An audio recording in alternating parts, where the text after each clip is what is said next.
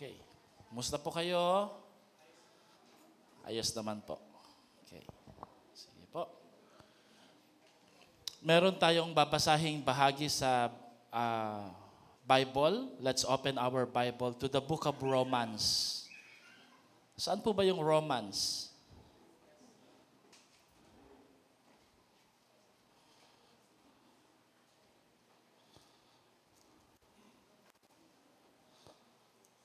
Book of Romans. After ng Book of Acts. Ayan. Okay? Kung wala po kayong dalang physical Bible, pwede nyo pong buksan ang inyong mga cellphone. Kung yan po ay may Bible app. Kung wala naman po ay I assume memorize nyo na po yung Bible. Hindi po. Titingnan po natin dito sa harapan yung verse or talata na nilagay po ng mga kapatid natin dito. Okay? Kung nakita nyo na po ay ngumiti po kayo sa katabi nyo. Sabihin mo, okay na. Kung hindi pa po ngumiwi po kayo, ngumiwi. Okay, let's read Romans chapter 4, 16 to 21. Ganito po ang sinasabi ng salita ng Diyos. Okay? Sabay-sabay po natin itong basahin. Ready? 1, 2, 3. Okay. Wala dito? Okay. Lakasan po natin. Ready? Go!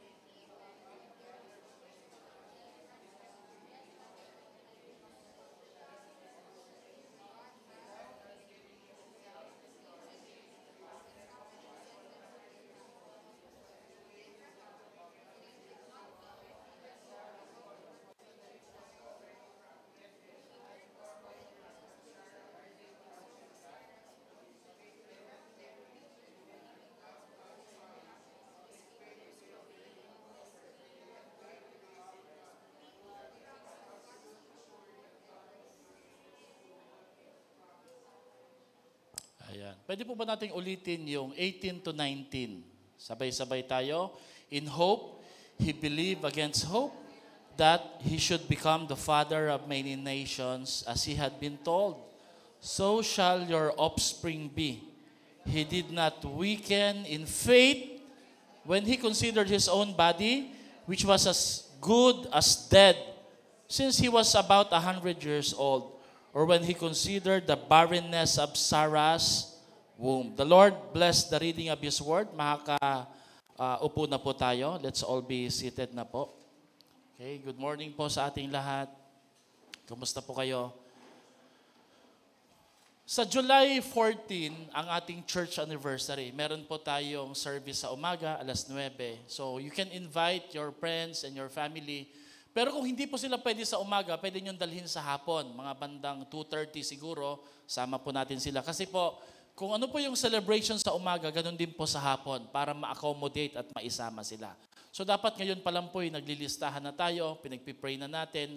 Pero higit sa lahat, nag-i-invite na rin po tayo, hindi po yung sa araw mismo, iimbitahan. Halimbawa, July 14 na, umaga, pwede ka ba mamaya? Siyempre, baka hindi siya pwede. So, agahan po natin yung invitation. Of course, yung mga simbahay po na ginagawa ng bawat life groups at life group leaders ay i-invite na rin po natin sila ng dahan-dahan.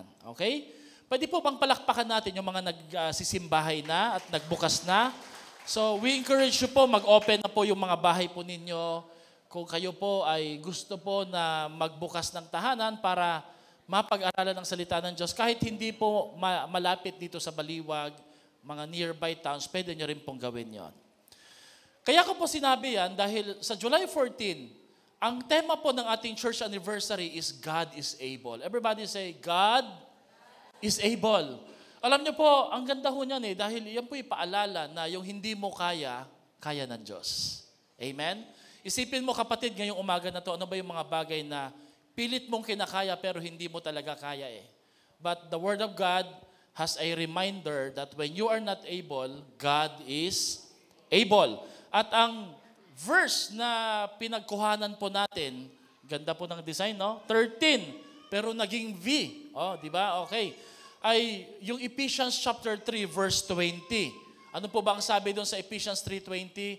Sa Diyos na makagagawa, lampas pa sa kaya nating isipin at hilingin, sa pamamagitan ng kapangyarihan naghahari sa atin, sumakanya ang kaluwalhatian at kapurihan. Amen at amen.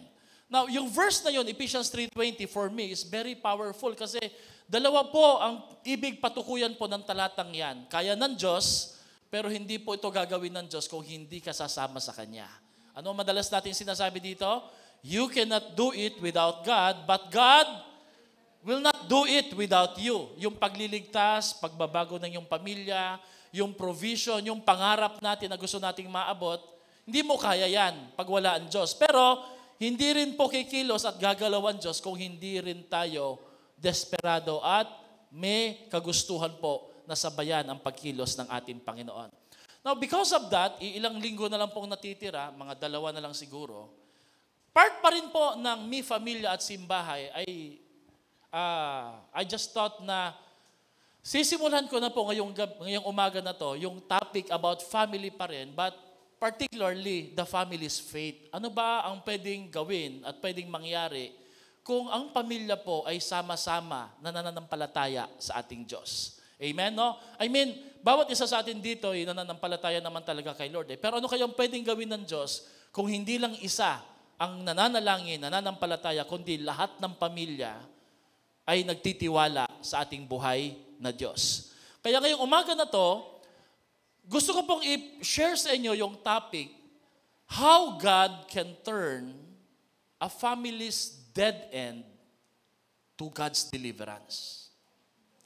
How God can turn a family's dead end to deliverance. Naranasan nyo na po bang maka-experience ng dead end? Alam niyo po, na-research ko po ang ibig sabihin ng salitang dead end. Alam ko po, kahit Englishin ko yan, alam niyo po ang ibig sabihin ng dead end. Ang ibig pong sabihin ng dead end ay an end of the road or passage which has no exit possible. Grabe no? Pag inirelate mo yan sa buhay mo, dun pa lang talagang mapapasabi ka talaga, oh no, Lord, ano na po mangyayari? Dead end is the end of the road, the end of the passage from which no exit is possible. Wala kang lalabasan. Sarado. Di ba? Isa pa pong definition ng dead end, a street that ends instead of joining with another street. Okay lang po kung dead end pero may pasilyong konti. Ano ba naman na iiwan mo yung motor mo o sasakyan, pwede ka namang maglakad. Kasi anyway, meron naman pong karugtong na daanan na pwede kang lumabas o pwede mong paglabasan. Ang problema po, ang mga dead end, madalas, hindi lang po siya na katapusan ng daan, kundi wala talagang pinagdurugtungan na daanan.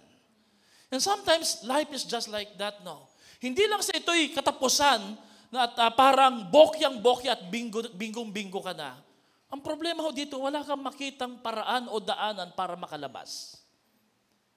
And you are experiencing it with your family. Sino pong nakaka-relate dito? Say amen po. Dead end in career is lacking the opportunity, especially for advancement. Yung bang nagtatrabaho ka, nagdinegosyo ka, nagtitinda ka, pero feeling mo, yung pagod mo parang walang katumbas po na resulta. Parang wala pong growth or ceiling, wala pong progress kang nakikita. Parang sa tagal po na pagtatrabaho mo, pagod na pagod ka, napaupo ka na lang biglat na sabi mo, parang wala akong papupuntahan neto. Have you experienced that, mga kapatid? That's a dead end. And last definition, dead end is a position that offers no hope or progress. At alam niyo po, ang dead end, hindi po niya kasalanan na dead end. Dead end yon. Kasi, ano ba naman ang magagawa natin kung sarado talaga ang daan? One time, nagdadrive po kaming pamilya, gabing-gabi na, galing kaming Concepcion, Tarlac. Tinuro po ng Waze sa amin na dito daw yung shortcut. Alam niyo po, pag tinuro ng Waze na may shortcut, mag-iingat po kayo lalo na pag liblib na lugar. Bakit? Hindi lahat ng bahagi sa liblib na lugar na yon nakuha na ng Waze o na-register na sa Waze. So nagdadrive po kami gabing-gabi, parang ano po siya makipot na daan, may sumunod pa ho sa amin sa likuran. Pagdating po namin doon, pambihira, warehouse po pala siya at it's a dead end. Ito po masaklap, no? May sumunod pa sa amin. Gumaya sa amin. Kaya hindi ka pwedeng makabaling, paatras po lahat kami. Why? Because it's a dead end. In other words, hindi kasalanan ng dead end na siya'y dead end, pero may magagawa ka. Kasi may choice ka na pwede mong gawin. Amen? Sabi mo nga sa katabi mo, you have a choice. Life is challenging for each and every one of us, especially for our family. Lalo na po ngayon, pataas ng pataas yung bilihin. Nagkakagulo po ang ating mga kapaligiran. Ang dami pong mga banta ng seguridad, no? Mataas po ang bilihin. So that when things go difficult sa buhay po natin, we are expecting God to do something sa buhay po natin. Tama po ba yon? Kapag mahirap po ang buhay, napapapray po tayo, napapaluhod tayo, at umaasa tayo, Lord, sana po may gawin ka sa dead end na kinakaharap ko. But here's my question. I'd like to resonate or empathize with you. Just in case ito yung tanong mo, no? But how does God do that, Pastor? Yes, I believe, Pastor, in prayer. I believe that God can do sa dead end sa situation ko. Pero I want to know, Pastor, kasi tayong mga tao, kahit paano gusto po natin ng explanation. Tama, di ba? Ng paliwanag, di ba? Nakaranas ka ng may kasabay ka, hindi niya alam kung saan ka pupunta. Tanong ng tanong, saan ba tayo pupunta? Eto na ba yon? Are we there yet? Di ba, no? Bakit? Kasi likas sa tao, gusto makaroon ng katiyakan ng konti. So let me resonate with you by asking, how does God do that? How does God deliver us from a dead end? Or, sa simple na salita, paano gumagawa ang Diyos ng himala mula sa isang sitwasyon na bokya ka na o bingo ka na? Alam niyo po, ang problema ho natin, pag nahaharap tayo sa mga dead end, ang gusto po natin, madaliin at unahan ang Panginoon. Bakit? Kasi feeling po natin, alam natin ang paraan at ang daan. Alam niyo po ba? Pag ginawa mo yan at nagawa mo na yan, na inunahan mo ang Diyos sa isang dead end, I bet, sa tingin ko lang po, no, kahit di kayo magsalita, napalala at napalaki pa yung sitwasyon. Hindi po nauwi sa maganda. Why? Because ang dead end pala sa buhay Kristiyano ay inalaw at inaalaw at tinatalaga ng Diyos sa harapan natin. Narinig niyo na po ba yung kasabihan na ganito o salita na may pinagdadaanan ako? Tanungin mo nga yung katabi mo, may pinagdadaanan ka ba? Lahat naman tayo may pinagdadaanan, di ba? Di ba? Pwede po ba na yung pinagdadaanan mo, hindi lang malungkot, kundi masaya din? Bakit ganun, no? Pag malungkot ang pinagdadaanan mo, alam mo, may wala pa akong narinig na ganito, no? Maraming pera, bagong sweldo. Alam mo, may pinagdadaanan ako, Bakit? Dami kong pera. Pwede rin namang sabihin yun, di ba? Alam mo, nagtatagumpay ako, maganda ang ginagawa ng Diyos sa buhay ko, no? Pag binabanggit natin yung salitang, may pinagdadaanan ako, may tawag po ang langit doon sa kaan Diyos. Ang tawag ho doon is, the 6 phases of a dream or of a faith. Pag may panahon po sa buhay mo na parang hindi mo naiintindihan, parang malabo at hindi malinaw sa'yo, bakit ganito nangyayari? No? I'm praying, I am being afflicted sa prayer. Kanina, nag-worship kami, napakaganda ng worship, di ba? God is here. This is the day that the Lord has made. Lord, give me the touch of heaven. And then, Lord, you are my deliverer. Pero pag uwi mo, parang wala naman, di ba? Parang kabaliktaran. Hindi po pinagdadaanan ang tawag doon. At hindi ka minalas. Ang tawag doon, the Lord is allowing you to undergo the 6 phases of a dream. Galing po ito kay Pastor Rick Warren, who has just given his senior pastor position to a much younger pastor.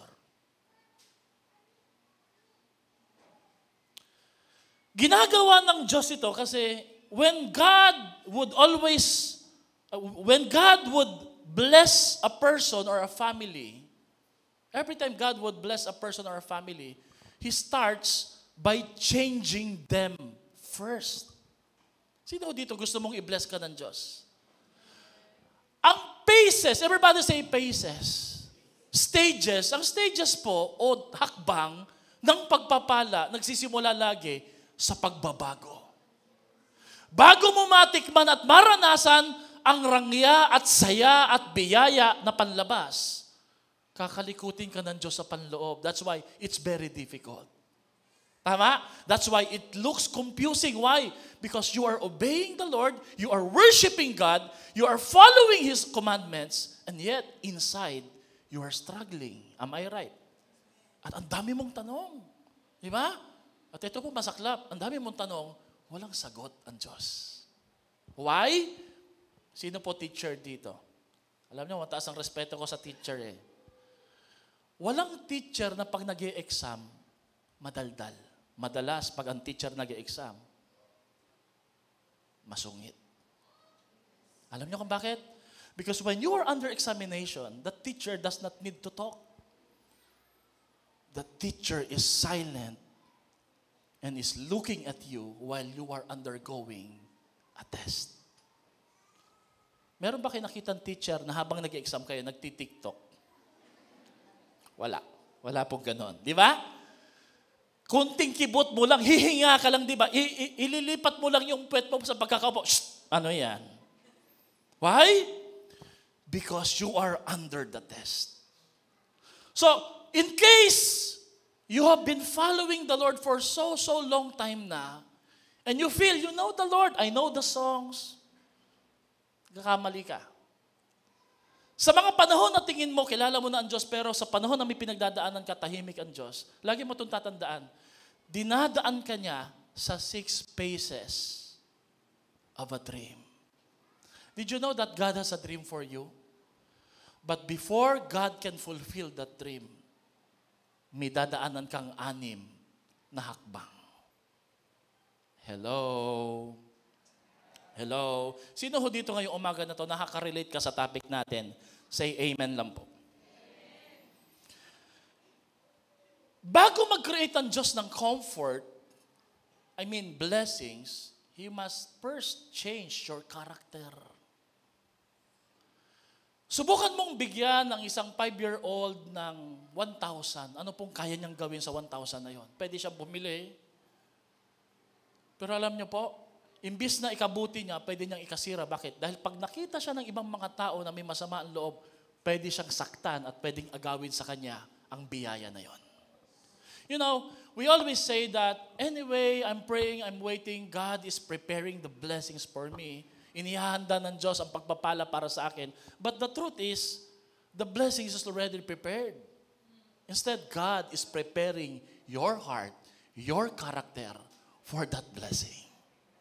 Don't worry about the blessings of the Lord, no. Huwag nating isipin kung alam na ba ng Diyos yung heart natin, alam na ba niya yung desires natin, alam na ba niya kung anong pangangailangan natin. Don't worry about it. As a father, just like us, alam niya. Ang isipin mo, paano mo ihahanda ang puso mo sa pagpapalang nakahanda na. Amen? Amen po ba doon? Now, mas mahalaga kasi kay Lord ang character change kaysa comfort. Kasi po, pag pinalaki ka sa comfort, di ba sabi ko last Sunday, all crowns without a cross is dangerous.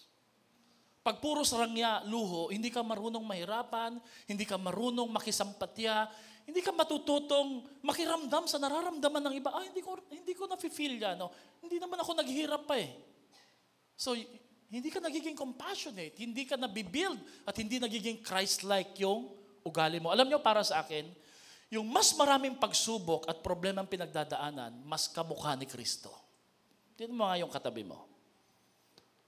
Tingnan mo kung gaano kaiksi na lang yung sungay niya. Hindi, joke lang. Di ba? Totoo yun eh. Di ba? Kasi, ang nagagawa ng crisis, ng dead end, is number 1, it humbles you. Number 2, it changes you. Number 3, it makes you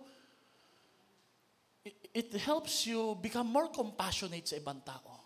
You don't judge them because alam mo, pareho kayo ng pinagdadaanan eh. So therefore, it makes you more like Jesus. Tama? Now, everybody say character. Bakit mahalaga ang character? Because faith produces character. And faith forges a strong and godly character. Ang pananampalataya na idinaan sa apoy, nakakabuo ng isang makadiyos na pag-uugali. At bakit mahalaga ang karakter? Ano nga ibig sabihin ng karakter? Kung sino ka sa loob na walang nakakita. Ngayon, pag may kaharap kang iba, pag nasa Facebook ka, nasa gathering ka, pwede kang mag-pretend, pwede kang magkunwari na mabait ka, o mabait ako, or maayos tayo, matalino tayo. Pero kung sino ka sa mga panahon na hindi ka nakikita, ikaw yun yung karakter. Now, alam niyo po, bakit mahalaga ang karakter? Because I learned this sa pag-aaral ko, that how you respond to a situation is always based on your character. Kung paano ka tumutugon sa isang sitwasyon, halimbawa po, mahirap ang sitwasyon, if your character is weak and you always sees fear, usually you respond out of fear. Because that's who you are on the inside. If you are always angry, that's your character, lagi kang galit, kahit konting kibot lang po, magagalit ka lagi. Why? Your character will always respond to a situation. That's why, may mga tao po, sabi nila, nung yumaman niya, nabago, sumagwa yung ugali. Hindi siya sumagwa ang ugali kasi yumaman siya. In-reveal lang ng rangya at yaman kung sino siya sa loob. Amen? Kaya ganun kahalaga na bago ka pagpalain ng Diyos, babaguhin muna niya ito. Kasi imbis na makabuti, pwede nating ikasama. Amen? Amen po. Nasusundan niyo po ba ako? Sabi mo nga sa katabi mo, yung pinagdadaanan mo, may tawag doon. Character building. Binibuild tayo ng Diyos, no? Minsan, papaawa effect pa tayo. Alam mo, Pastor, may pinagdadaanan ako eh. Hindi, sabi ni Lord, hayaan mo yan. Hayaan mo yan, nagpapabebe lang yan eh. Joke. Sorry lang po. Hindi yan kawawa. Bakit? Lagi namin itong sinasabi, huwag mo nang paghugasin ng pinggan, huwag mo nang utusan, kawawa. Hindi yan kawawa, para sa kanya yan. Amen? Sabi mo nga sa katabi mo, hindi ka kawawa. Para sa'yo yan. Palakpakan niya muna natin si Lord. Amen? But the problem is this, lalo na pag matagal ka na kay Lord and you're serving the Lord. So I'm talking here about those who are so long and mature Christian eh. You forgot about the paces and the process. Because the longer you become a Christian, you start to evaluate your Christianity according to God's blessing. Pag matagal ka ng Kristiyano, ang lagi mong iniisip, sa tagal ba naman ang paglilingkod ko kay Lord? Ba't naman niya ako ginaganito? Ba't naman ganitong nangyayari sa akin? That's the problem. Because failure to understand the paces or the stages of a dream, it will make you doubt. Number 2, it will make you question. Number 3, it will make you reason. Number 3, ito pangit. You will start to compare with other people. But yun, hindi active. Alam mo kung ilang beses nila nag-church yan? Bilang na bilang ha, 3 lang po pastor sa isang taon. Para yatang mas gumanda pa kaysa sa akin. Mas pinagpala pa. You will start to look at the other people because you will start to compare. But wala ako. Wala siya. Now, if you don't understand the process, you will get discouraged. When you encounter dead ends, you will always ask the question, what is happening to me? Bakit? That's why a lot of Christians left faith and left Jesus, left the church. Why? Because they think something wrong is happening to them. Pero ang totoo, sabi ni Lord, dinadaan ko yan sa 6 na hakbang at baitang ng pagbabago. Bago yung pagpapala. You know what? Ang dapat natin gawin ay, nandyan na po yan, unawain at mag-cooperate. Sabihin mo nga sa katabi mo, mag-cooperate. O siguro gawin nating simple, huwag kang pumalag. Pag nilalagay ka, alam niyo po, ang illustration kasi na gagamitin natin dito, si Abraham sa yung kanyang anak na si Isaac. Nung sinabi ni Lord kay Abraham, ialay mong yung anak para maging ama ka ng maraming mga bansa, sabi ni Abraham, paano mangyayari yon? Kung ito na lang yung nag-iisang anak ko, dito magmumula ang maraming tao, papatayin ko pa, iaalay ko sa'yo, paano mangyayari yun? So possibly he was questioning the Lord, reasoning. But when he start cooperating, hindi siya pumalag, pati yung anak niya, hindi pumalag habang nakatali sa altar. Sabi mo sa katabi mo, huwag kang papalag, baby.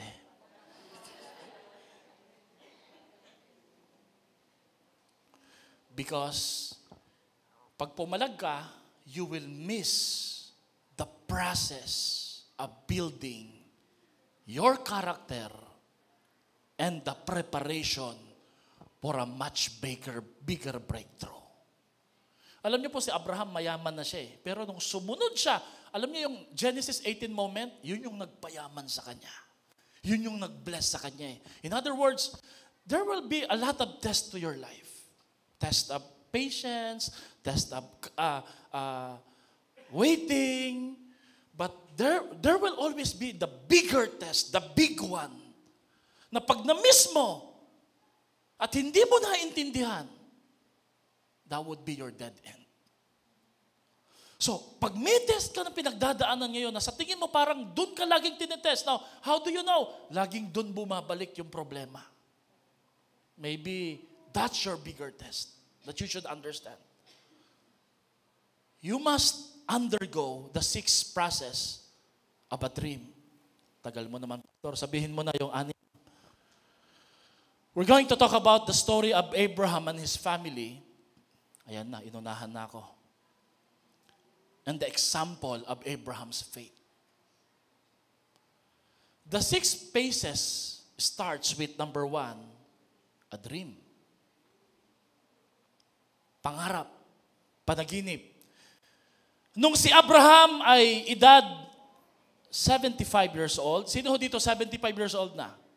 Wala pa, no? Wala pang mala Abraham dito, no? Kinausap siya ng Diyos at ganito po ang sabi ng Panginoon sa kanya, Abraham, gagawin kitang malaking bansa. I will make you into a great nation. That's a dream. At alam niyo po, paano mo maintindihan, malalaman kung ang dream ay galing sa Diyos? That dream is much bigger than your dream. And you don't know what and how will it happen. That's a dream. Diba? Pag ang dream ay parang kaya mo lang, sa'yo lang yan. Pero pag ang dream parang napakalaki, that's why it's so overwhelming, you know that's coming from the Lord. Ang Diyos po ang nagbibigay ng pangarap sa atin kasi. At ang bawat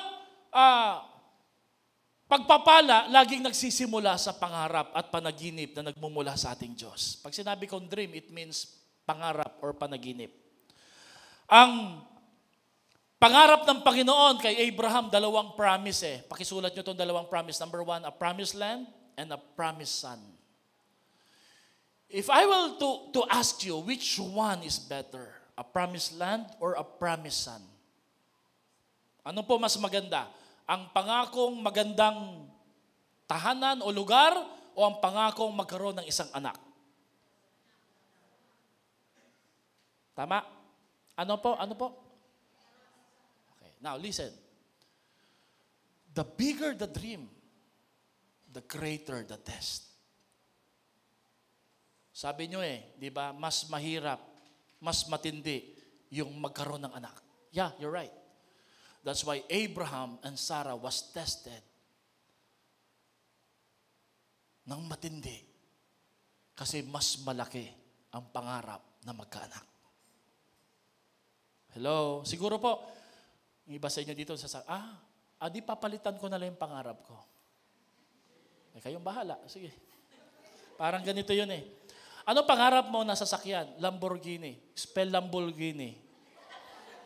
Sabi niya, Kia na lang po, Kia. Hindi po masama ang Kia, ha? Okay naman yung Kia. Ang Kia ay official vehicle ng NBA, no? Pero dahil KIA lang yon, Kia na lang. Sino ko dito, pag matindi ang test ni Lord sa pangarap mo na bigay niya, bigla kang nagpapalit. At sinasabi mo, wag na lang. Ayoko na lang, no? Napansin niyo po yung sinabi ni Chrissy kanina, di ba? Family is the most important thing in her life. So that's where the test na matindi na nangyayari. Amen? Amen? Sabihin mo nga sa katabi mo, kaya pala. Nagsabi yan na kaya pala, pero hindi niya alam kung ano yung kaya pala na yan. A dream usually will excite you. A dream will make you hopeful and full of praise, and a dream will make you believe that nothing is impossible with God. Basta malalaman mo, kahit mahirap yung pangarap na to, ito po yung kagandahan pag pangarap galing kay Lord eh. Hindi ka nagtitiwala sa kaya mo eh. Nagtitiwala ka sa kaya ng Diyos. Yan yung isang indication na galing kay Lord yan.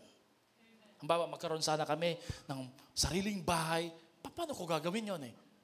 Alam ko kayang gawin ng Diyos. Because that's God's dream. Now, ito po yung verse ng ating church anniversary. I'm starting to explain it and I'm preparing a lot of message for this. Habang nandun ho ako sa Maynila, nag-summer class, I'm preparing messages for our church. Ephesians 3:20, pakibasa, God is able to do far more than you would ever dare to ask or even dream of. Infinitely beyond our highest prayer, highest desire, highest thoughts, or highest hope. God is challenging us. Sige, mangarap ka. Sige, mag-isip ka. Lalagpasan ko pa yan. That's God's dream. Ang iniisip mo lang ito lang, maayos lang sila. Pero ang plano ni Lord, mabago at maligtas sila. Ganun po kaganda ang pangarap ng Diyos. Kaya ngayong umaga na to, the reason why I'm saying this, because you should never quit on God's dream. Why? Because God's dream will amaze you. God's dream will excite you. And God's dream will change and bless your family. Babaguhin ng Diyos eh. Kaya mahirap eh, di ba? Pero pag madali lang yan, madali lang din. Hindi rin masyadong ganun katindi ang epekto. The reason matindi yung struggle, kasi matindi naman talaga ang gagawin niya sa buhay mo. Amen? So ang susunod na phase is decision making. Genesis chapter 12 verse 4 says, so Abraham left as the Lord had told him to. Decision making is all about making a choice. God has given me a dream. Binigay ng Diyos ito. I understand the dream of the Lord. There's a struggle. Matindi ang hamon. Pero, alam ko galing kay Lord eh. At alam ko, kaya ni Lord, hindi kaya ko. Kaya gagawa ko ng desisyon. Ang pangarap kasi na walang desisyon, it's nothing. It's worthless. No matter how you pray. No, alam niyo po, maraming mga Christian, they always say like this, no, I claim, Lord, I claim. You know what? Quit saying, I claim. Start saying, I decide. I go there. Gawin mo to. Gagawin ko rin yan. No? Alam nyo, madalas natin sabihin, one of these days. Anong madalas natin sabihin dito? One of these days are none of these days. Hindi mangyayari. You need to make a decision. Alam niyo po ba, sa statistic, for every 10 dreamers, there's only one decision maker. Sa 10 nangangarap, isa lang ang nagdidesisyon na gagawin ko to. Susundin ko to. Mag-aaral ako kahit mahirap, kahit matindi, kahit mag-working student ako, malinaw na galing kay Lord eh. So alam ko, makakatapos ako, makukuha ko yan, kahit matagal, mangyayari at mangyayari yan. Amen? Decision-making is the moment wherein you pour out your strength, your faith, your obedience, your resources, your time for that dream because you know it's worth it.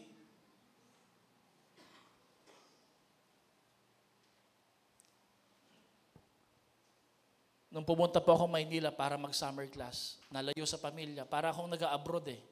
Sabi ko nga kay Pastora Ice, para ako nag-a-abroad, ang kaibahan lang wala akong pera.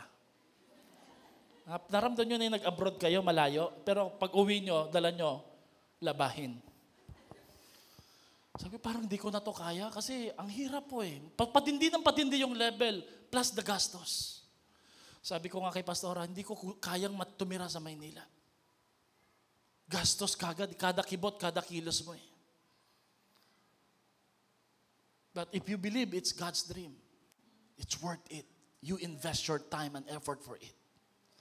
Pwede po bang, feeling ko meron pong katabi ka ngayon na kailangan ng tapik sa likod at paalala, continue. Come on, sabi mo, continue. You're on the right path. Amen? Sino dito, walang nag-cheer sa'yo, ikaw lang nag-cheer at nagsasabi sa sarili mo, kaya natin yan. Pero at the back of your mind, nagsasabi, may golom na nagsasalita, hindi na natin kaya. Nagkamali tayo. But you need someone na katabi mo ngayon na magsasabing, tama yan. Kahit hindi mo alam kung anong sinasabi mo, di ba? Kahit ano, you know what? Kailangan ganun tayo eh. Because you don't know kung anong proseso at nasa ang stages, dumadaan yung katabi mo ngayon. Amen? Now, let me say this lalo na sa asawa mo. Ang problema sa atin minsan pag asawa na, di ba? Pamilya, over familiarity. Pag tiningnan mo, mukha naman siyang okay, nagkakape. Pansinin mo, hindi na umiinom ng kape, pinapabula na lang. Naghihingalo na eh, di ba? Ang tingin natin lagi, hindi, okay na siya, pastor ha.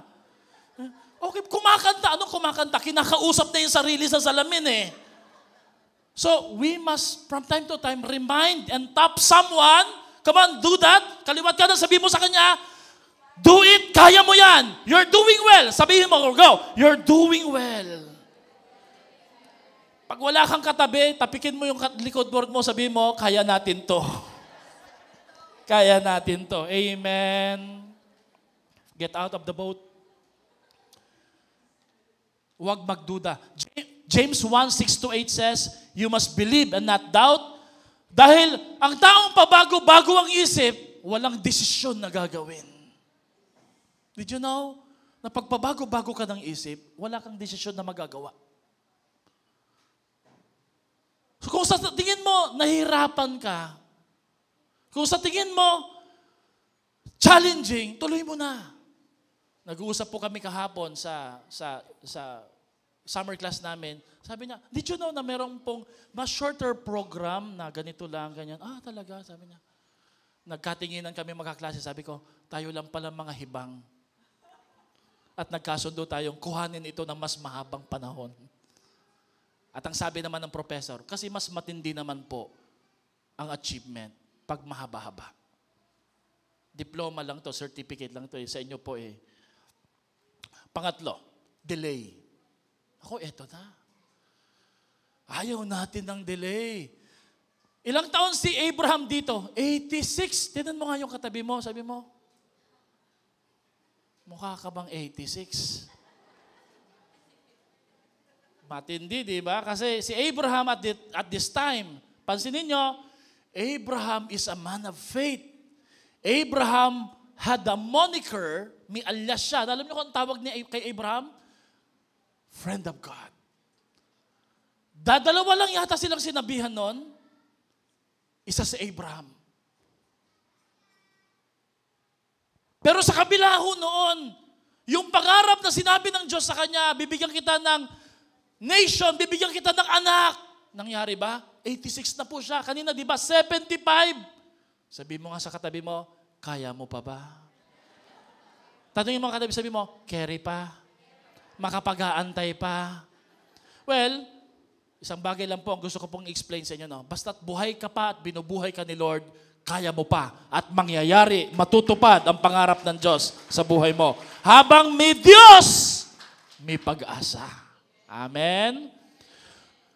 Genesis 16 verse 1 says, but Sarah still had not born any children. Laging may time lapse between a dream before it becomes a reality. And this is the most difficult part because we call this waiting period. And God is teaching us during this time to start to trust in the Lord.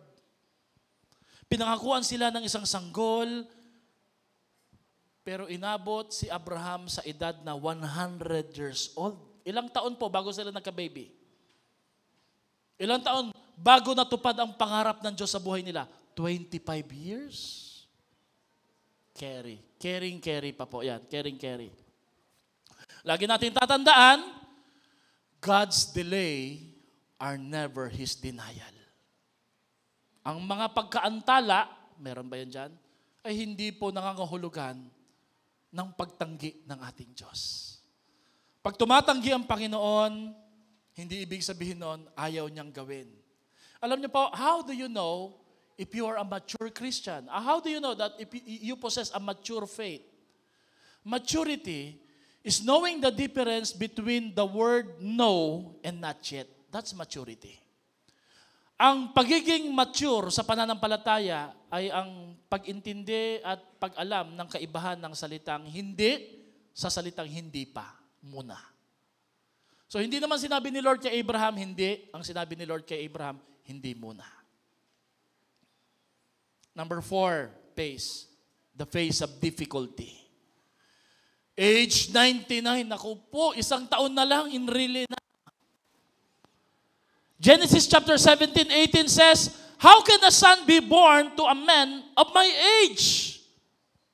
This is a question of a struggle. Laging ganon, magtotaka, magdududa na tayo, sasabihin natin, naku po, Lord, mangyayari pa rin po ba? Matutupad pa rin po ba? Dito po lalabas ang character building ng ating Panginoon. Sabihin mo nga sa katabi mo, don't worry. God's got your back. 1 Peter chapter 1, 6-7 says, at the present you may be temporarily harassed by all kinds of trials. Alam niyo po, ang itsura daw po ng pag-aantay, ng testing, ng character building, para kang hinaharas. At ang nanghaharas hindi kaaway kundi seemingly ang kamay ng Diyos. Hindi ka pinapansin, hindi ka tinutugon. So tingin mo, parang mahal ba ko ni Lord? Meron ba siyang magandang plano talaga sa buhay ko? Pero sabi dito, this is no accident. It happens to prove your faith, which is infinitely more valuable than the answer, than the blessing, than the promised child. Ang pananampalatayang nabuo, ang karakter na naayos at nabago ay higit na mas maganda at mas mainam at mas mahalaga sa Diyos kesa doon sa ibibigay at matatanggap natin. Amen. Sino ho dito, napapansin mo, nakikita mo na kung nasa ang stage ka ng faith o dream ng buhay mo? Wala? Anong ginagawa natin dito? Hindi nyo pala nakikita. Hindi, alam ko nakikita nyo yon, di ba? Mahiyain lang talaga kayo. Number 5, ito yon, the dead end. Nung dumating na po si Abraham sa 99, sabi niya, tama na. Siguro, hindi talaga para sa atin. Siguro hindi talaga tayo dapat umasa. Possibly, naisip po nila yan eh. Pero ginawa ng Diyos. Pinagkalooban sila ng anak, pero dinaan na naman siya sa isang matinding pagsubok. Sa Genesis chapter 22, ang sabi po ng Panginoon kay Abraham, take your only son, whom you love, and sacrifice him. Sino ho dito nag-iisang anak lang? Yan yung mga sinasakripisyo eh. Mga sinusuko sa Diyos eh, di ba? Lalo na po yung mga panganay. Taas ang kamay yung mga panganay dito. Napakahirap po ialay ang anak, di po ba, no? Pero may isang nanay nagsabi sa akin, Pastor, kahit yung 5 kong anak, ready pa kong ialay sa Diyos. Nagbibiro ho siya, pero mukhang totoo eh. Sabi na, pwede na po, iaalay ko na po talaga. Dead end, because, Lord, there's no way out. Ano pong karugtong neto? Ano mangyayari? So, blanco si Abraham, Lord, binigyan mo ako ng anak, nangyari ito, pero Lord, anong kasunod? Anong gagawin? Parang ang dating kay Abraham, dinaan mo ako sa matinding pagsubok. Ito na naman! Yan po, madalas, ang signature ng Panginoon. After a test, there will be another test. Tanungin mo yung katabi mo, sabihin mo ka, tapos ka na ba sa test? Good news, meron uling panibago. Dadaan ka uli because life is a test, di ba? Ganun ang buhay di ba? Ang sitwasyon po ni Abraham, ano po ang stage prior to dead end? Difficulty. Tama? Ano mas mahirap? Difficulty, dead end. Mahirap yung dead end. Kaya makikita mo po dito, mukhang may binubuo ang Diyos na mas matindi kay Abraham.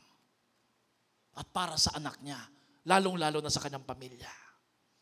This is why I need you to be always present every Sunday. I need you to read your Bible. I need you to attend your life groups because it's a faith-building processes where it would be helpful for you to understand the stages of faith sa buhay nyo. Hindi mo ito makukuha, kakadalo-dalo lang, pasulpot-sulpot lang Ito yung dahilan kung bakit dapat talagang maging malalim tayo sa Diyos para maintindihan natin kung anong ginagawa ng Diyos. Ito yung mga sitwasyon na para bagang hopeless na. Pero sabihin mo nga sa katabi mo, congratulations.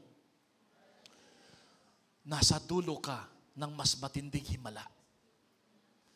Nasa dulo ka ng mas matinding himala. Kailangan mo magtiwala sa Diyos. 2 Corinthians chapter 1, 8-9 says, at that time, we were completely overwhelmed. In fact, we were told that this was the end. Yun na nga, di ba? Dead end.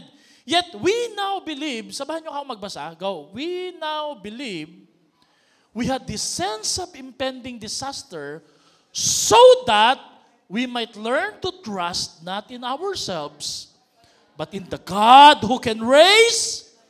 Wow. Meron palang gagawin ang Diyos. Kapatid, may mga time, mamaya I'll tell you the story, no? Hindi lang basta papagalingin ni Lord, bubuhayin niya. That kind of miracle, ang ibig kong sabihin, no? So, hindi pa ako tapos, How does God turn a dead end into a deliverance? Because I'm giving you the process para maintindihan natin. Ano po ba yung proseso? Ano bang paraan na ginagawa ng Diyos para maintindihan ko? And again, si Abraham pa rin po ang gagawin, ang gagayahin po natin dito. The more dark your situation, the more despairing the circumstances, the more hopeless it seems in your life, the more God is preparing you for greater deliverance. Pagpatindi ng patindi, palalim ng palalim, pabigat ng pabigat, ang pinagdadaanan mo. Notice, understand, take notice, learn. Matindi ang paghahandang ginagawa ng Diyos para sa iyo. Palakpakan nga po natin sa Lord muna. Palakpakan muna natin. Diba? Halimbawa, ano bang klaseng dead end ang pwedeng kaharapin ng isang pamilya? Discouragement, disappointment, doubts, financial difficulty, divorce, hiwalayan, death, delays, despair. Meron pong 4 na choices o 4 na tugon si Abraham sa dead end. At pwede natin kopyahin. Amen? The first choice, and you know what? Napakahalaga lagi that when you're in the dead end, you always make the right choice. You always make the right choice. Kailangan tama ang pagpili na gagawin mo at pipiliin mo para hindi ka magkamali at hindi ka mapahamak. At hindi mo ma-miss ang greater deliverance sa ating Panginoon. Number 1, you must remember what God can do. Alalahanin mo anong kaya nang gawin ng Diyos. The situation may be out of your control, but remember, it is never out of God's control. No? I'm just telling you this, no? Na without knowing kung gaano katindi pinagdadaanan nyo, I'm just saying, gaano man katindi pinagdadaanan mo mukhang hindi mo kaya, lagi mong tatandaan, kaya ng Diyos. Kaya ng Diyos. Sabihin nga po natin yan, kaya ng Diyos. Alam niyo po, tinan mo ginawa ni Abraham, Romans 4:17, yung binasa natin kanina. Abraham believed who gives life to the dead and who creates something out of nothing. Merong dalawang bahagi o katangian ng Diyos na pinanampalatayahan ni Abraham, kaya niya nagawang makalagpas sa dead end ng buhay. Kaya niya nagawang sumunod kay Lord na ialay ang kanyang anak na si Isaac dun sa altar. Dalawa po. Ano po daw po yung dalawang bagay na kayang gawin ni Lord? Number one, God can give life to the dead. Number two, God can create something out of nothing. Pag pinagdugtong mo at pinagsuma mo po ang dalawang ito, ang tawag ho dyan, it's a miracle. Yan yung himala na kayang gawin ng Diyos. He can give life to a dead dreams, dead relationship, dead faith, dead career, dead ministry, dead financial.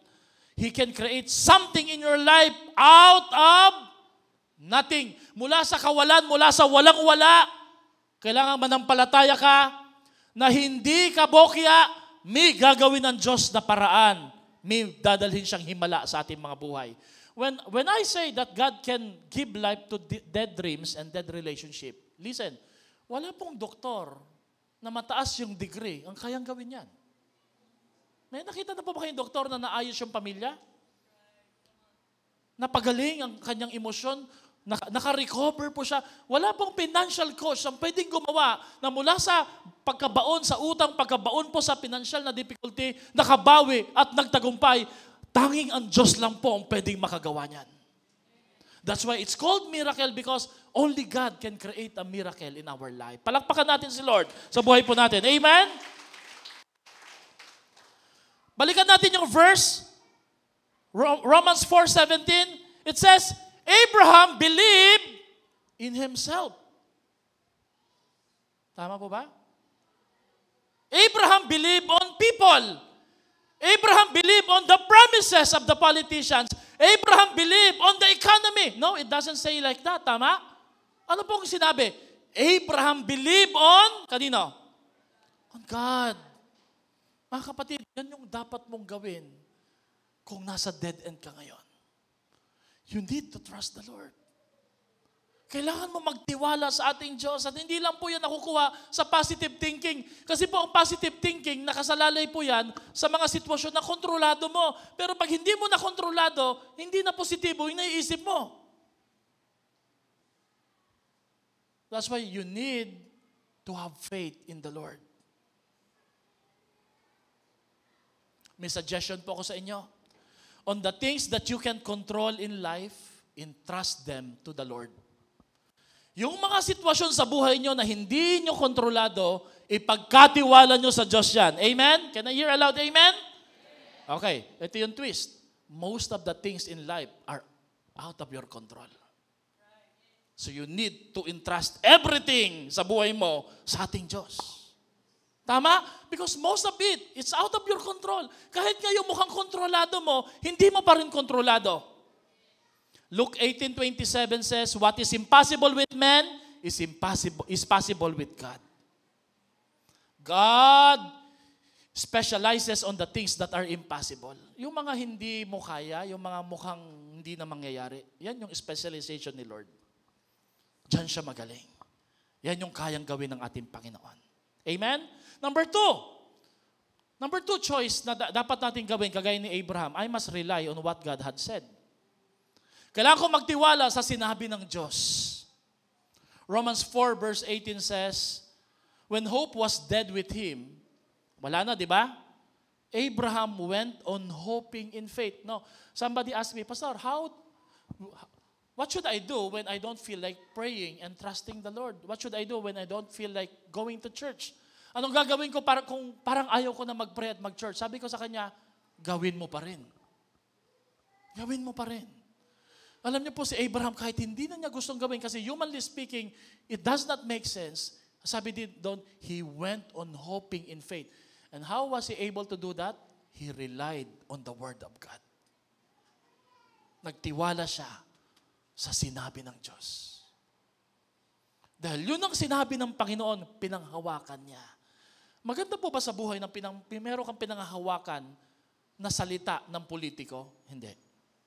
Pinanghawakan ng salita ng tao na nagsabing babayaran kita? Hindi maganda yon. Pero maganda po ba sa buhay na may pinanghawakan ka ng salita na galing sa buhay na Diyos? Yes. Kaya mo ngang panghawakan yung sinabi ng isang tao na tao lang eh. How much more kay Lord? Pwede mong panghawakan. Amen? Nagtiwala siya sa ating Diyos. Paano mo malalaman kung hindi ka na nagtitiwala sa Diyos? How do you know if you don't trust the Lord anymore? Gusto niyo malaman? When you start using the word never, hindi na mangyayari sa akin yan. Hindi na. That's the mindset or the lies that Satan will put in your mind. Hindi na ako makakagraduate, hindi ko matatapos, hindi ko mababayaran, hindi ko malalagpasan. Ibig sabihin nun, you start to shift your trust on your own self, on your situation, at hindi na kay Lord. Kasi if you trust in the Lord, you will never use the word never. Amen? Are you using the word never gayon? Never is a very dangerous word. Anong dapat mong gawin pag yung pananampalataya mo ipapatay na? Normal to sa Abraham ha. Huwag mong isipin, si Abraham lang po mahagawa niyang pastor. Abraham kasi, no. When his hope was dead within him, wala na nga eh. So he's just like us. Normal siya. Nakakaramdam din siya na parang hindi ko na kaya mag-antay. Hindi na pwedeng mangyari, Lord eh. Pero he trusted on the word of the Lord. At paano po niya ipinakita that he believed on the word of the Lord? He relied on the word of the Lord. He keep on hoping, he keep on praying, he keep on believing, he keep on obeying, he keep on following. Hindi niya inalis yung crib na ginawa niya. Hindi niya tinanggal yung mga damit na binili niya para kay Isaac. Hindi niya inalis ang pangarap na binigay ng Diyos sa kanya sapagat naniniwala siya, magkakaroon ako ng baby. Ito'y galing sa ating Panginoon. For that kind of promise na bigay ng Diyos sa kanya. Alam niyo po, anong epekto nito? When Abraham refused to give up and he went on hoping, everybody say, went on hoping, nagtiwala pa rin kahit wala nang tiwala. The Word of God resurrected his faith and his hope. You know, that's the power of the Word of God. Because even though you don't want to believe anymore, the Word of God, only this book has the power to revive a spiritually dead person just like us. Anong nangyayari at anong nangyari sa iyo nung ayaw mo na kay Lord pero you keep on going to church? You start to recover your passion. You start to recover your faith. You start to regain confidence. Why? Because you keep on hoping, serving, believing, and trusting in the Lord. I don't recommend na pag nanlalamig kayo, may problema, you stop going to church. That's very dangerous. Pag walang sagot, you stop praying. That's very dangerous. Kaya pag may nagsasabi, Pastor, hindi muna ako magsiserve, bakit may problema ko? That's very dangerous. That would be your dead end. Look at Abraham. Wala na, hindi na kaya. Pagod na siya. Pero ginawa niya yun. Tama po ba yung ginawa ni Abraham? Do you believe it's the right thing to do? Then you have a pattern kung anong dapat mong gawin pag feeling mo parang walang Diyos sa buhay mo. Amen. Can we give God a big clap offering? Don't panic when you are at the dead end because God is in control of your situation. Hebrews 11 verse 17, while God was testing him, Abraham still trusted in God and His promises. So he offered his son, Isaac. Now, let me just explain. Remember, wala hong sinabi ang Diyos, bubuhayin ko yan si Isaac. And there was no resurrection yet in the Old Testament. So wala siyang pattern. Ano ba ang pinanghawakan ni Abraham? Alam niyo pinanghawakan niya? Kung binigay ng Diyos sa akin to, ininterpret niya sa sarili niya hindi to kukunin ng Diyos sa akin. Walang pastor na nag-explain sa kanya. Walang Stephen Prado, walang Stephen Fortick, walang Pastor Albert, kung sakali man na may magagawa siya, na naghimay-himay at nagpaliwanag sa kanya. Siya lang yun. Ito yung problema natin. Napapalibutan tayo na napakaraming mga speaker, materials, and yet, how come na ang faith natin napakababaw pa rin, napakalamya? Ang dami natin sinishare na faith quotes sa Facebook, pero pagdating ng problema, hindi tayo kagaya ni Abraham, ang dali nating manlupaypay. Back then, walang social media. Kasi nga po, ang faith dapat nasusustain ng karakter. Ano nga uli po ang importansya ng karakter? You respond to your situation based on your character. Pinatibay ng Diyos ang karakter ni Abraham. Ginawa siyang matatag kahit na pagod na siya. Kaya no wonder po, lagi siyang nananampalataya sa ating Panginoon. Here's the amazing things now. Hebrews 11 verse 19 says, Abraham reasoned that God could even raise the dead. Saan po niya narinig yan? Saan niya nakita yan? No? Can I just explain kung paano niya na-experience yan? It's God who said that and explained that to him. Nagkaroon ng faith convergence. Nagkaroon sila ng pagtatagpo sa isang spiritual realm na walang nakakaunawa at walang nakakaintindi. Nag-usap sila ng Diyos. Ipinakita ng Diyos sa kanya yung plano. Abraham, pwede ka nang pumasok dito. Sa plano ko, bakit? Ready ka nang sumunod. Naintindihan ni Abraham kung anong plano ng Diyos para sa kanyang anak. If you withhold obedience, you will never have that convergence with the Lord. He was so confident and he trusted the Lord even more. Romans 4:18 says, though it seemed Abraham hope could not be fulfilled, he did become the father of many nations, exactly as God had promised. Kahit mukhang hindi na mangyayari ang pangako ng Diyos sa kanya, naging ama nga siya ng buong bansa, ng lahat ng bansa. Now, ang interpretation ko po dito is this. No amount of testing, trials, and dead end can stop the dream and the plan of God to your life. Pag sinabi ng Diyos kay Abraham, magiging ama ka ng maraming bansa, kahit ialay pa niya si Isaac, kung ano man ang gagawin ng Diyos doon sa kanya, mangyayari at mangyayari pa rin po ang pangarap ng Diyos para sa kanya. Amen. Isang bagay po na pinanghahawakan ko patungkol kay Lord, hindi siya marunong magsinungaling. Numbers 23:19 says, God is not a man that he should lie. He's not a son of man that he should change his mind. Has he said and he will not do it? Pag sinabi ng Diyos, gagawin niya. Yun lang po panghawakan natin. Okay? Number 3, I must face the facts with faith. I must face the facts with faith.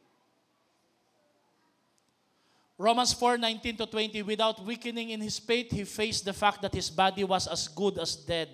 And Sarah's womb was also dead, yet he did not waver with his unbelief. Nandito yung pangarap ng Diyos, pero pag tinitingnan ni Abraham yung kanyang body, yung kanilang sitwasyon, malayo talaga at mukhang imposible na matupad ang pangarap ng Diyos. Listen, kung gagawin po natin itong practical, no, na nagangarap ka, sabi mo, Lord, magkakabahay ako, pero andito ka pa rin lagi, nangungupahan. Sabi mo, Lord, darating yung time, magkakasasakyan ako, pero nandito ka pa rin, naglalakad. In other words, yung faith expectation mo sa ka-reality, hindi nagmamatch. Ganun pong ibig sabihin ng verse na to. Amen? Now, yun yung reason kung bakit yung pangatlong choice na dapat mong piliin is, you must face the reality, not with your own understanding, but with faith. With faith. Okay? Nagtitiwala ako sa Diyos, may mayaman akong Diyos, pero nahihirapan ako ngayon, pero alam ko, nagtitiwala ako, na darating ang panahon, ibibless ako ng Panginoon. Faith does not deny our reality. It does not pretend that we don't have a problem. It does not disregard the pain and discouragement. Instead, faith is pushing through. It is facing the facts without being stopped by them. That's faith.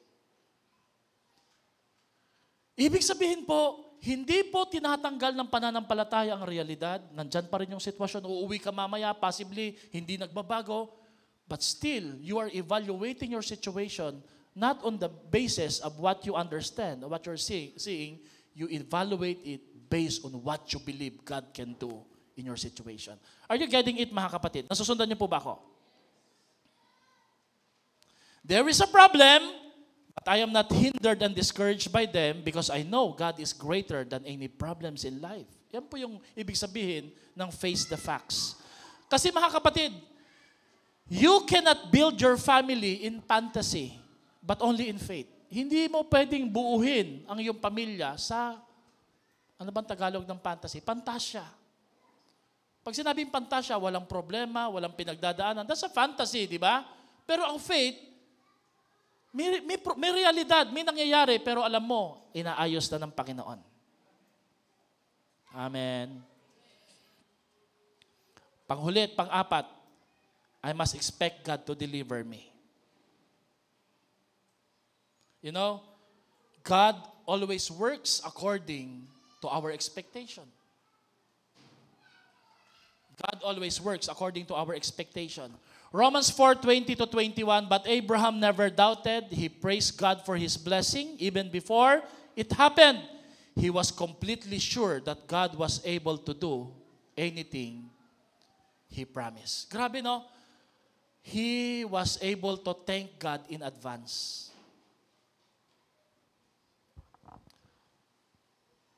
Hello? Thanking God for an answered prayer is gratitude. Pag may sinagot si Lord na panalangin, pinasalamatan mo siya, ang tawag doon, nagpapasalamat ka. But thanking God for an answer even before it comes, that's called faith. Ang pananampalataya, hindi yung pag nangyari na, doon ka pa lang mananampalataya o magpapasalamat. Hindi na faith yun. Ang tawag doon, common sense at logic. Ang pananampalataya ay kagaya kay Abraham, yung kakayang pasalamatan ng Diyos kahit hindi pa dumarating because he knows God will surely do it. Alam nyo, pag nasa 6 stages of faith kayo, why don't you change your prayer? Why don't you say something like this? No, Lord, pag ang prayer mo lagi, Lord, ibigay mo to. Why don't you say, Lord, nagpapasalamat na ako kasi alam ko, Lord, bahagi po to sa proseso mo at sa plano mo. At sa tamang panahon, ibibigay mo to sa akin. Kaya thank you, Lord. I'm praising you for the answered prayer. May kaibahan po ba yon? Yeah, ang laki ng kaibahan. Tama? Malaki ang kaibahan. Amen? Meron pong deliverance na mangyayari sa buhay po natin. At yun nga po yung pang-anim na phase, deliverance. Genesis 22:12-14, don't hurt the boy. I have provided a lamb for you. Everybody say, God is my provider. Kailan nangyari ang himala, ang pangarap? Nung sumunod po siya. Nung natapos na yung stages. Sabi mo nga sa katabi mo, tapusin mo ang stages. Walang shortcut, walang lalagpasan, tatapusin lahat. Amen? Because there's an end to your suffering. There is a way out to your dead end. Kung sa tingin mo, dead end na, bokya ka na, may daan na gagawin ng Diyos, papalabas sa'yo para makalabas ka sa dead end na yan. Amen? Palakpakan naman natin si Lord, no? Amen. Psalms 27 verse 13 says, I expect the Lord to deliver me once again, so I will see His goodness to me. Yung kinanta natin kanina, God is here. This is the day. Alam mo, this is the day. Wala naman nangyayari. You should praise and thank the Lord. This is the day. Alam mo kung bakit? Excited ka, mangingiti ka. Bakit? Paparating na ang deliverance sa buhay mo. Last na po ito, no? 3 deliverance ang binibigay ng Diyos kasi sa atin lagi sa buhay na to. Number 1, He will give you a circumstantial deliverance. When I say circumstantial, kagaya ng Red Sea, dinaan ka sa isang dagat na pula na matinding hamon. So circumstantial, He will change the situation. Amen? Naranasan nyo na yung ganon, may humarang sa'yo, nasa bingit ng kamatayan, matinding disgrasya, pinagtutulungan ka, circumstantial, God will rescue you. Pero yung pangalawa po is personal deliverance. At alam nyo po, personal deliverance, hello, He will not change your situation. Instead, He will change you. So you will change the way you look at the situation. Nang ibig ko pong sabihin, kailangan mong maintindihan ito how God delivers us every day. Minsan hindi niya babaguhin yung taong kinainisan mo o galit sa'yo kasi ang babaguhin pala niya, ikaw. Para magbago ang tingin mo sa Kanya. At ang pangatlo po na deliverance is heaven. Listen very carefully. The reality sa Christianity is sometimes we don't always get what we pray for. We don't always get the healing, the blessing, the breakthrough. Pero huwag kang mag-alala, may pinangako ang Diyos na mas higit na mas maganda kesa sa rangyan ng lupa. Ano yon? Ang langit. Kaya kung ikaw ay ligtas na, tinanggap mo si Jesus, sino dito, you are saved. You have accepted Jesus as your personal Lord and Savior. Pakitaas nga pong kamay. Kung alam mo sa puso mo, kilala mo na si Lord, tinanggap mo na siya. The truth is, you are already delivered because you're going to heaven. Niligtas, tinubos ka na ng ating Panginoon. Can we just stand up today? At sa ating pagtayo, my question is, do you have Jesus in your heart? Do you have Jesus in your life? Do you have Jesus in your family? Because if you have Jesus in your family, you are already delivered, and the God of deliverance is already in your life, in your family. Close po natin yung eyes natin. Habang nakapikit po tayo, sino po dito at nakayuko? You are actually in a dead end. Parang dead end pong sitwasyon mo ngayon. Could you just please raise your hand? If it looks like dead end na ang buhay mo, taas nga lang yung kamay mo. Hindi mo alam kung anong gagawin mo. There's no way out. Walang connecting passage. Pero you want to become like Abraham. You want to rely on the Word of God. You want to see your situation and face the reality according to God's Word. At sa umagang ito, let me just remind you, before you even pray for deliverance, the God of deliverance is already in your heart. He is already inside you. At walang panahon na iniwan ka ng Diyos. Yung dahilan bakit nakaabot ka ngayon at nakatatayo ka pa rin, it's because God has been delivering you from time to time and moment by moment. Pero lagi mo lang tatandaan, the greater the struggle, the greater the promise, the greater the blessing. The greater the test, the greater the blessings sa buhay mo. Magtiwala ka sa Diyos. Pwede niyo ba akong sabayan sa panalangin ito? Sabihin mo, Panginoong Jesus, Ikaw ang aking great deliverer. Lord, deliver me from the trials, from the test, from the tribulations of life. Help me to continue to trust in you. Just like Abraham, huwag mong payagan, Lord, na huminto ako sa aking pag-asa at pananampalataya sa iyo. I choose to worship you. I choose to serve you. And I choose to follow and honor you. In Jesus' name, amen. Can we give God a big clap offering? Come on, let's sing this song.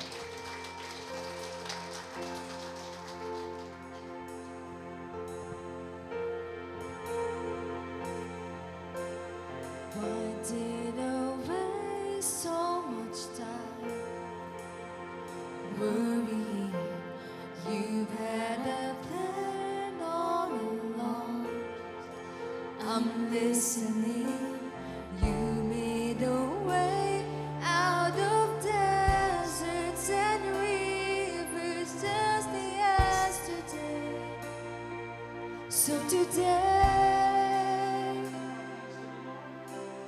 if I hear you speak, I don't need an explanation. If you tell me move, I don't need the destination. If what's promised I never see, I'm still walking with you.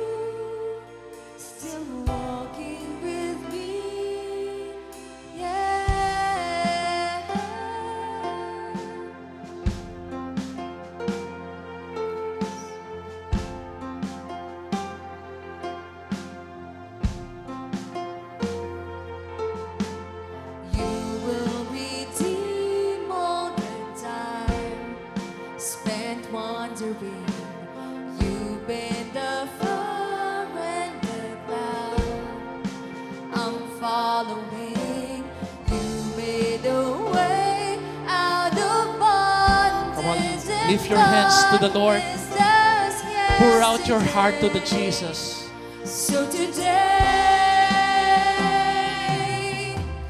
if I hear you speak, I don't need an explanation.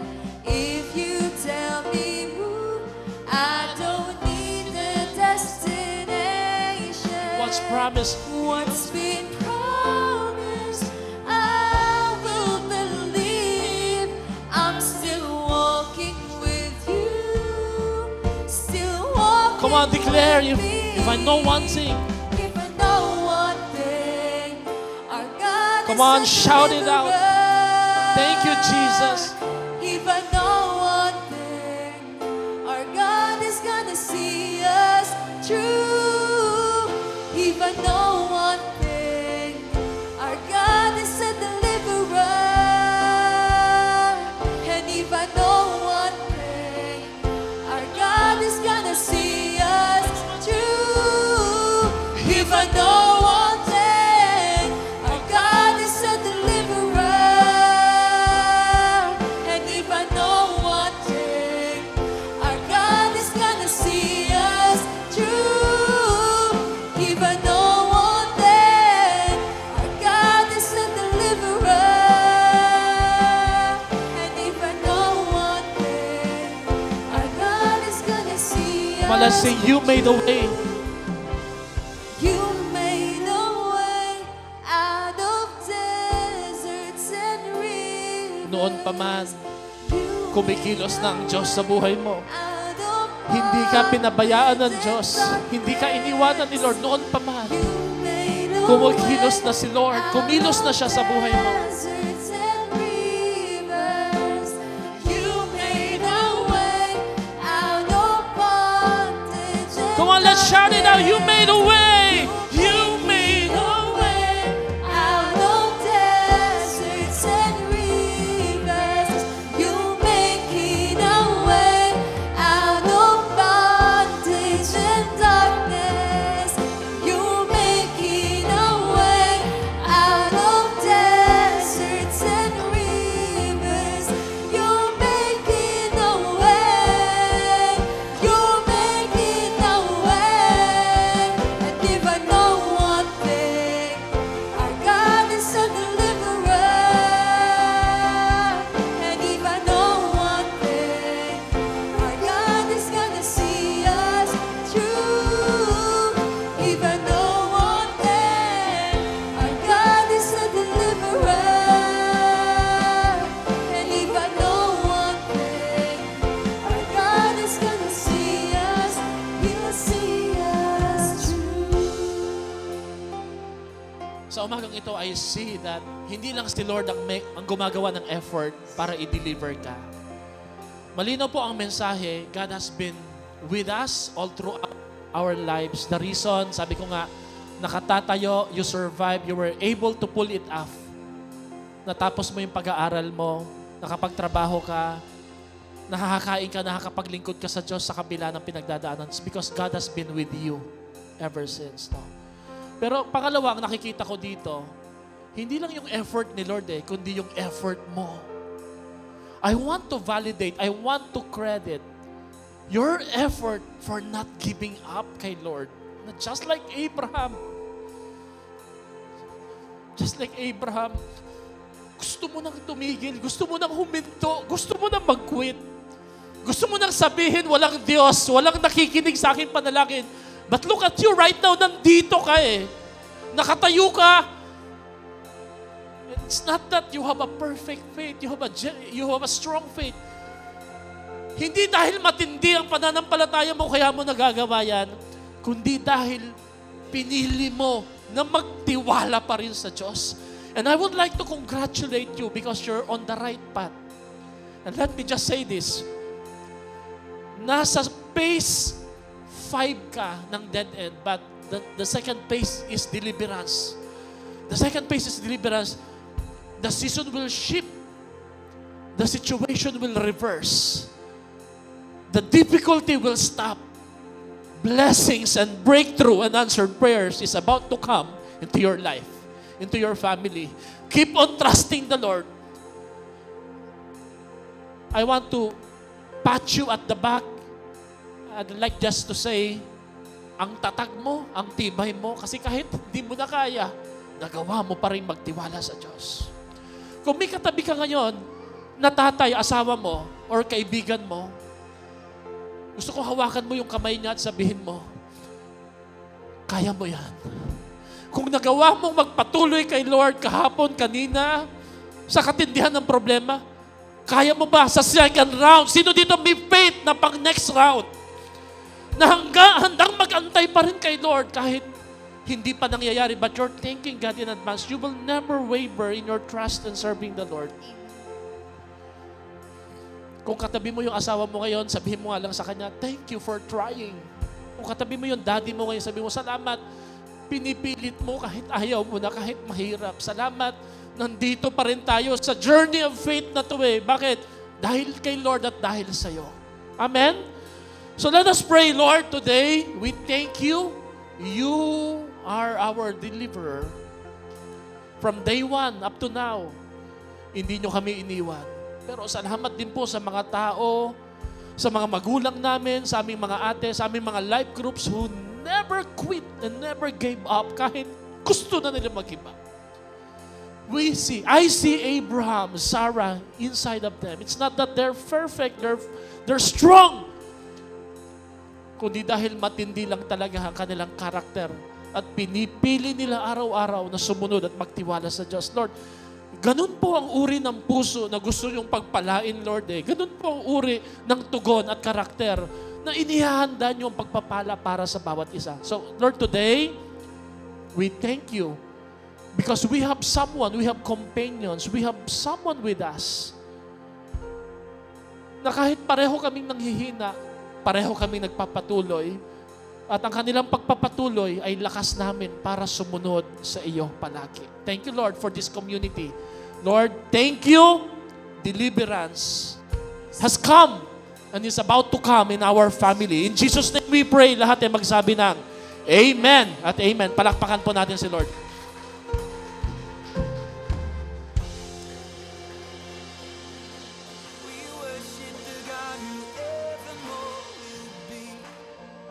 Sunday po